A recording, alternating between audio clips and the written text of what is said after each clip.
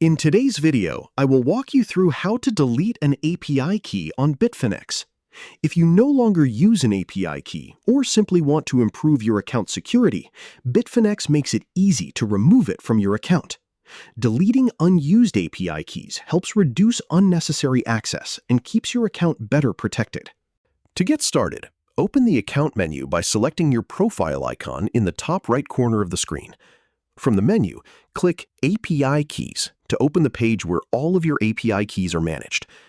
Once you're on the API Keys page, click on My API Keys tab. There, you'll see a list of any API keys that have been created for your account. Each key typically includes details that help you identify it, such as its label, permissions, or the date it was created.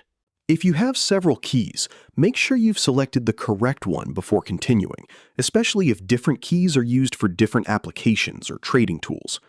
Look for the Revoke button, then click it. A confirmation box will open confirming that an API key will be removed.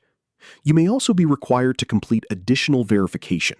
This could include entering your account password, providing a two-factor authentication code, or completing another security check. Once you've confirmed the action and completed any required verification, the API key will be deleted from your account.